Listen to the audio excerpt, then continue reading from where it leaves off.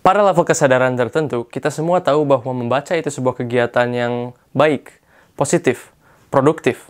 Orang-orang pintar melakukannya, orang-orang sukses melakukannya, bahkan orang-orang famous melakukannya. Namun sayangnya, di Indonesia, menurut penelitian dari Central Connecticut State University, dari 61 negara dalam hal literasi, Indonesia itu ranking 2 dari bawah. Lantas menjadi sebuah pertanyaan, kenapa kita nggak suka membaca? Dari observasi dan pengalaman aku pribadi, aku menemukan bahwa ada 2 hambatan utama. 1, belum bisa konsisten membaca, dan 2, bingung dapat bacaan dari mana. Dalam video ini aku bakal bahas yang pertama, yaitu konsistensi, dan memberikan 6 tips agar bisa lebih konsisten dalam membaca, dengan 4 tips pertama yang berlaku secara umum, dan 2 tips terakhir yang lebih khusus untuk mereka yang emang pengen rigorous atau membaca dengan target atau challenge tertentu. Oke, let's get right to it.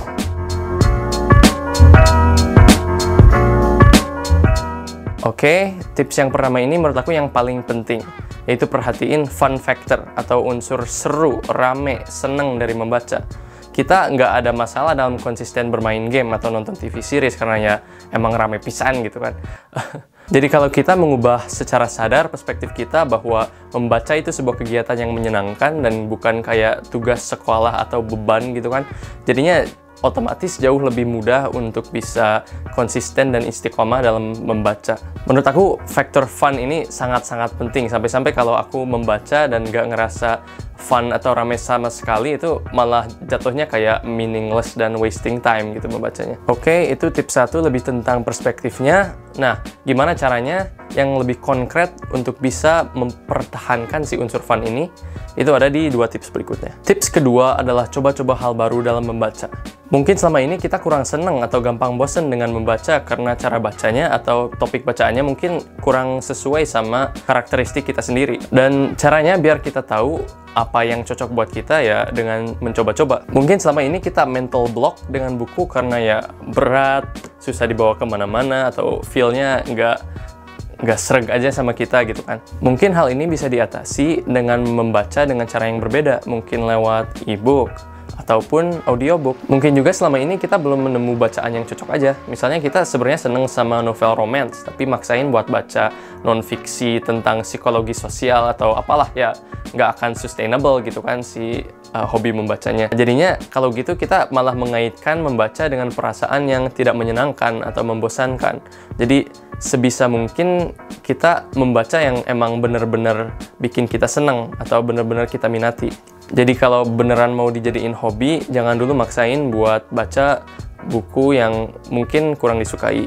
Jadi bisa nyoba-nyoba genre atau topik yang baru biar bisa nemu yang pas buat kita. Dan buat hal nyoba-nyoba cara baca baru atau topik bacaan yang baru, kalau uang yang jadi masalah, coba cari online. Karena sebenarnya online itu banyak banget resource bacaan yang legal dan gratis gitu. Asal kita semangat aja nyarinya. Terus pernah nggak sih kita ngelakuin sesuatu sehingga kita benar-benar immerse sama kegiatan tersebut, kayak kita konsentrasinya penuh pada kegiatan itu dan waktu tuh nggak kerasa sama sekali. Nah, ini adalah fenomena psikologi yang bernama flow state. Ini sebuah fenomena yang legit yang diteliti sama seorang psikolog bernama Mihai Csikszentmihalyi. Mihai Csikszentmihalyi.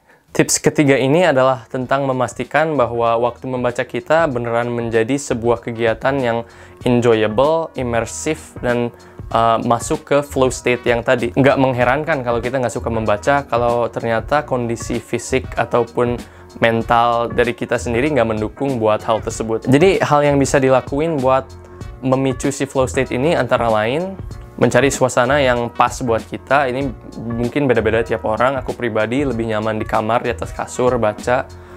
Ataupun kalau hujan tuh kan nyaman banget sambil ada kayak background gitu kan. Wah, kita juga bisa meminimalisir layar yang ada di sekitar kita, gadget kita dikesampingkan dulu, atau mungkin milih waktunya, waktu kita pasti nggak diganggu, misalnya malam-malam atau subuh-subuh. Dan penting juga jangan baca sambil multitasking, itu nggak akan mungkin masuk ke flow state yang tadi.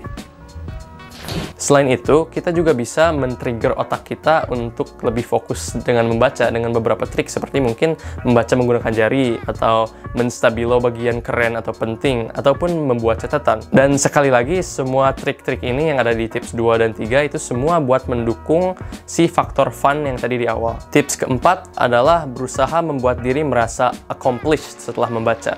Dan accomplished dalam hal ini maksudnya merasa puas gitu atas ketercapaian sesuatu atau karena kita berhasil melakukan sesuatu. Kayak misalnya kita bikin target dan nyelesain target tersebut atau kayak checklist kerjaan-kerjaan yang udah beres itu feels good kan? Dan jadi mini motivasi yang bisa semakin mendorong untuk konsisten terus membaca. Karena sejatinya setiap kali abis kita baca sebenarnya itu ada progresnya, ada kemajuannya, tapi mungkin kita nggak selalu ngerasa bahwa itu adalah sebuah pencapaian gitu. Jadi biar bisa ngerasa kayak gitu, bisa dilakuin dengan hal sesimpel menulis catatan, misalnya dapat berapa halaman setiap kali abis sesi membaca. Atau juga bisa dengan menggunakan platform seperti Goodreads, di mana kita bisa mengupdate progres kita dan entah kenapa itu kayak ngerasa puas aja gitu, ngerasa accomplished, udah wah ada progresnya juga gitu kan. Kalau aku pribadi ngerasa kayak gitu dengan membuat sebuah reading log di Notion.so yang aku isi habis setiap kali sesi baca. Ngerasa puas aja gitu bisa berhasil membaca dan membuat reading lognya. Pada akhirnya, percaya atau tidak, bakal terobsesi sendiri dengan membaca. Sampai-sampai nggak sabar buat baca bab selanjutnya atau buku selanjutnya. Sampai yang jadi masalah bukan konsistensi, tapi menjaga dompet. Tips kelima yaitu membangun rutin. Jadi dalam jadwal harian mesti ada alokasi waktunya khusus buat membaca. Satu hal yang bisa dilakukan yaitu mengaitkan sesi membaca dengan suatu kegiatan yang fixed. Seperti misalnya abis bangun subuh, dikir harus baca 30 menit gitu misalnya. Atau apalah. Misalnya kalau yang fixed banget dalam pola keseharian kamu itu makan siang pasti jam sekian. Coba kaitin hal tersebut dengan membaca. Sampai-sampai kita jadi biasa dengan, oh sekarang habis makan, berarti aku membaca gitu. Dan itu jadi logis sekali dalam pikiran kita. Sehingga kita mengasosiasikan kegiatan tersebut dengan membaca juga. Kalau aku sendiri mengasosiasikan membaca dengan tidur. Pasti sebelum tidur. Jadi selalu ada waktu minimal 30 menit gitulah buat baca.